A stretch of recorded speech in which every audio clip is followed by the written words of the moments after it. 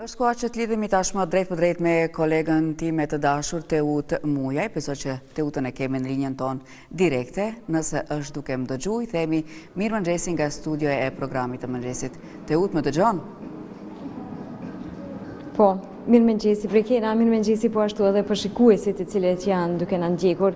Në vazhdim do të flasim për panairin e parë të ekonomisë qarkore, panair ky i cili do të jetë një ditor dhe do të prezantohen po ashtu 20 kompani ku do të kenë rastin të paraqesin produktet e tyre dhe praktika qendrore në kuadër të këtij panairi. Do të jemi në vazhdim me Gent Agushollin, i cili është organizatori i këtij panairi dhe po ashtu koordinator nga Rilindja e Gjelbër, e i cili na njofton me gjërësisht dhe në lidhje me këtë ngjarje. Mirë mëngjesi Gent, mirë se erdhët. Përshëndetje. Atëherë pra, si që përmenda sot do të fillon panairi i ekonomisë qarkore, cili është qëllimi i këtij panairi? Qëllimi i këtij panairi është për me shfaq praktikat më të mira të ekonomisë qarkore në vend, që realizohen prej kompanive të ndryshme. E përmend dhe kompani të ndryshme, janë të gjitha nga vendi, nga Kosova, apo ka edhe pjesëmarrës të tjerë të cilët janë prezent sot këtu? Po, kryesisht i kemi kompanit biznese organizata nga Kosova, mirë po kemi edhe një dy biznese që janë edhe nga Shqipëria, që merren me veprimtari të ndryshme. Me çka të kanë bëjnë kryesisht këto biznese? Kryesisht kanë bëjnë me riciklim, ripërdorim, ridizajnim të produkteve ndryshme. Kemi nga industria e reciklimit plastikës pjesëmarrës, reciklimit tekstilit, kemi universitete pjesëmarrëse, organizata që merren me reciklimin e materialeve që vijnë nga kompjuterët, bordat e kompjuterëve, telefonave e kështu me radhë. Sa është rëndësishme të bëhet riciklimi i këtyre të gjitha produkteve të cilat sot bëhen pjesë e këtij panairi? Është shumë e rëndësishme, për shkak se sa më shumë që riciklojmë, ripërdorim dhe ridizajnojmë, atëherë është edhe më lehtë për neve që me menaxhu mbeturinat. Tashën kamerë besoj që po mundeni po, janë disa punime që janë realizuar nga nxënësat e shkollës artit, e cilat janë të realizuar komplet nga veshje të përdorura. Mundeni me po ndoshta edhe në kamerë, janë kryesisht material gjinseve apo material teksasit, si i thojmë. Ndërsa kjo është ky punimi tjetër është i formuar prej shiritave të pamukut. Besoj që ai fustan, ai punim dikur ka qenë ndonjë bluzë që është prej në fund shiritave dhe është lidhur me dorë. Këto komplet janë kriju prej nxënësave të shkollës mesme të artit në Pej, edhe janë shfaq nëpër fashion night të ndryshme. Si e kanë pritur nxënësit këtë ide, këtë projekt, se të gjitha materialet e cilat dikur kanë qenë të përdorshme, tash janë krejt në një gjendje tjetër? Nxënësave ju ka pëlqyer shumë, përveç faktit se atyre ju ka rënë edhe me qenë praktik, me mësu më shumë në lidhje me tekstilin. Na përveç që i kemi punu këto punime me ta, ata për herë të parë janë marrë me punë dore që edhe veç kanë me punë praktike, për shkak se deri në atë kohë janë marrë kryesisht vetëm me teori. Pra mundeni mi pa këto janë punu me gjitha nga nxënësit,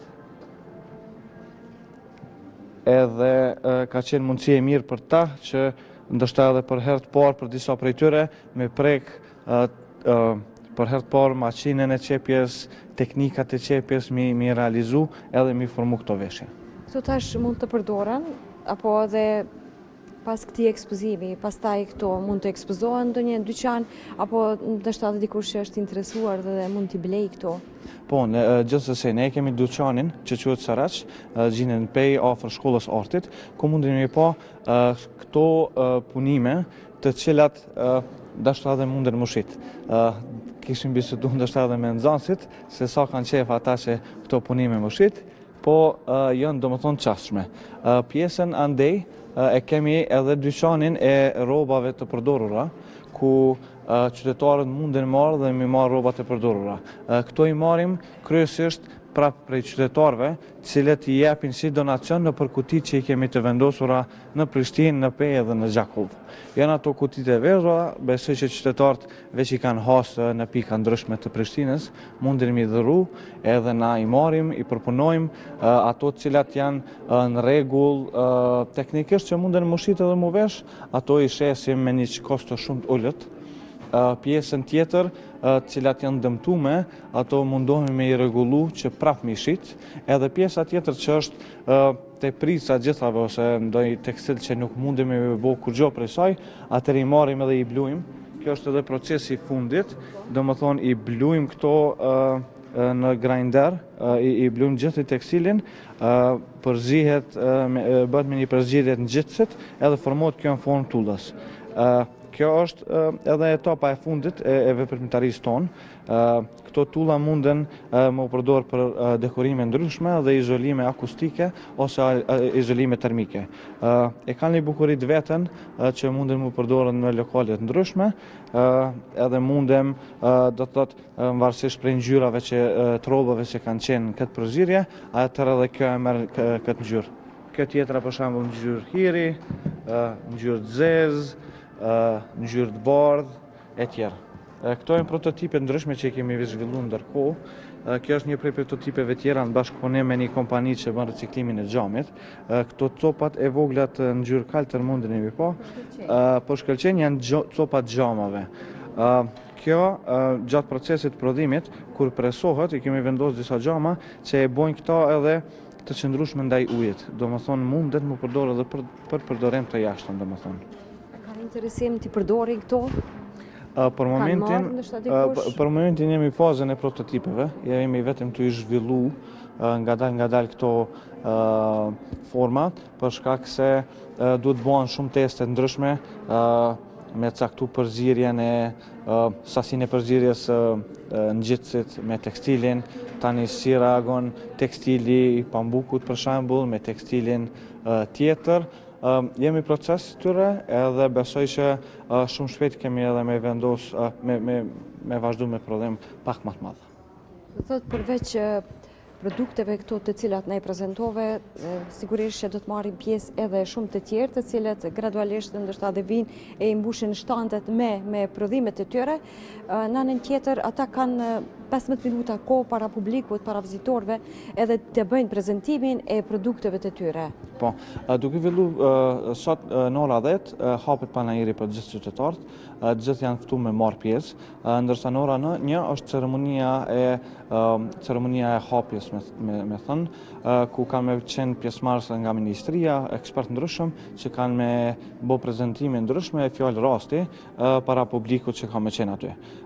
Më pastaj, pasi prezentohet projekti, atëherë edhe bizneset ka me pas kohën e tyne, se cili që munden me i prezentu se cili këto produktet e veta.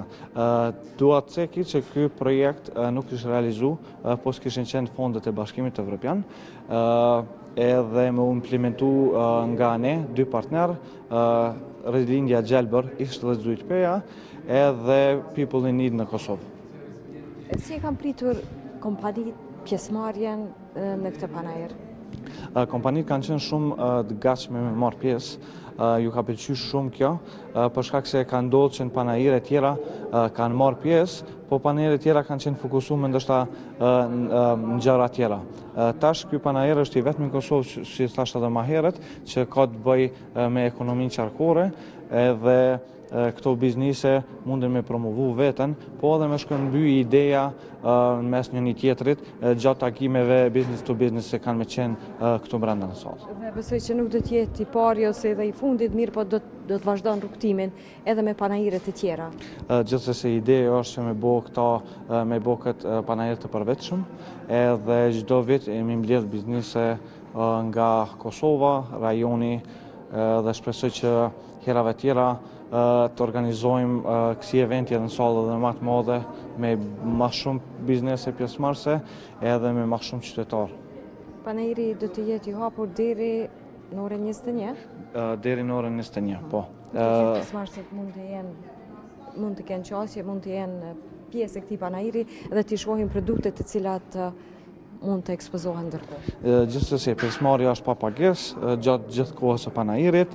Në orën 7 do të fillojë edhe sfilata e veshjeve, ku veshjet ngjajshme me këto kanë mu shfaq edhe në pjesën tjetër. Ato kanë mu vesh nga modele, të cilat kanë me sfilu para publikut, edhe me prezentu veshjet, cilat gjithashtu janë të punuara nga produkte të recikluara sikur këto.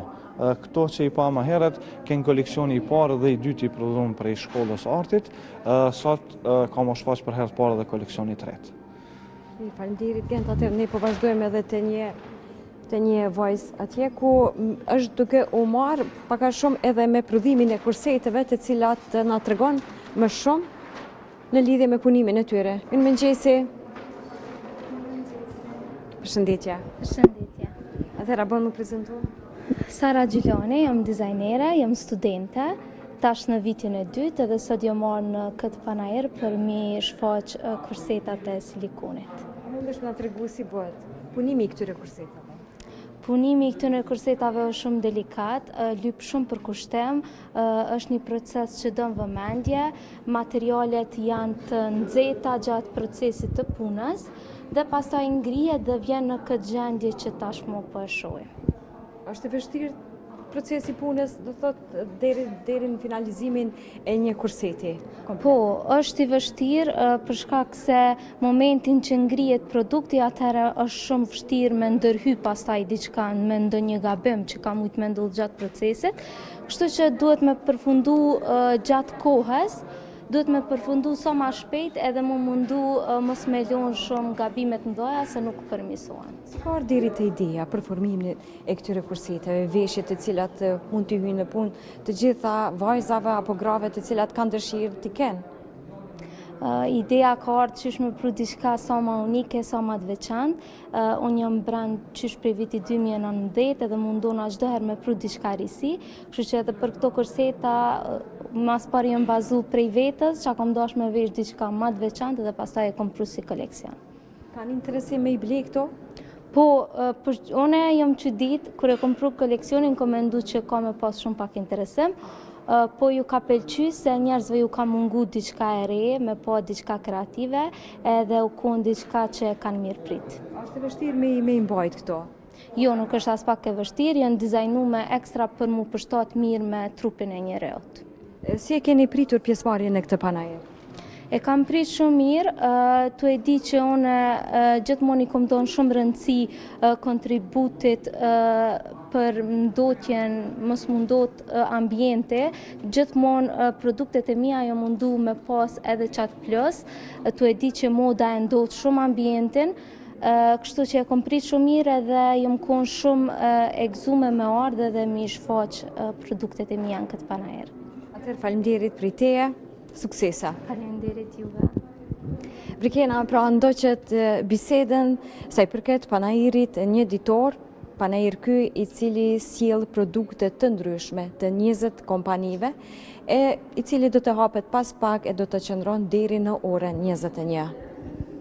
Teu të dashur, faleminderit shumë për këto dy intervista që i solle në këtë program mëngjesi, edhe ndërkohë jemi duke parë dhe disa nga punimet e dizajnerës Gjilani të jashtëzakonshme.